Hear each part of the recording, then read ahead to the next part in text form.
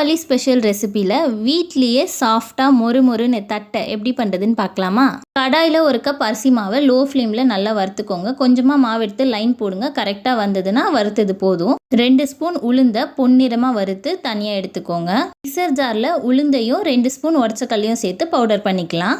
பவுலில் அரிசி மாவு, அரைச்சி வச்சிருக்க பவுடர், 1 ஸ்பூன் ஊற வச்ச கடலைப்பருப்பு, 1 ஸ்பூன் உப்பு, கொஞ்சமாக பெருங்காயத்தூள், 1/2 ஸ்பூன் மிளகாத்தூள், கொஞ்சமாக கருவேப்பிலை, 2 ஸ்பூன் காய்ச்சின எண்ணெயை சேர்த்து நல்லா மிக்ஸ் பண்ணிடலாம். இந்த மாதிரி புடிப்பதம் வந்ததும் தண்ணியை கொஞ்சம் கொஞ்சமாக ஊற்றி சாஃப்டாக பிசைஞ்சு கொஞ்சமாக எடுத்து கையில் தட்டி எடுத்து பாருங்கள். இதுதான் கரெக்டான பக்குவம். ஸோ கவரில் நல்லா எண்ணெய் தடவிட்டு கொஞ்சமாக எடுத்து ஃப்ளாட்டான கிண்ணம் வச்சு இந்த மாதிரி அழுத்தி எடுத்துட்டு காட்டன் துணி அப்படி இல்லைன்னா பட்டர் ஷீட்டில் இந்த மாதிரி தட்டி எல்லாத்தையும் ஆற போட்டுடலாம். எண்ணெய் ஹீட் ஆனதும் மீடியம் ஃப்ளேமில் வச்சுட்டு ஒன்று ஒன்றா சேர்த்துட்டு கொஞ்ச நேரத்தில் மேலே இந்த மாதிரி வரும். இப்போ 2 சைடும் திருப்பி விட்டு பொன்னிறமாக ஆனதும் எடுத்துட்டா கிறிஸ்பியான தட்டை ரெடி. தீபாவளிக்கு மறக்காமல் ட்ரை பண்ணி பாருங்கள். குயிக் ரெசிபிக்கு என்னோட சேனலை ஃபாலோ பண்ணிக்கோங்க.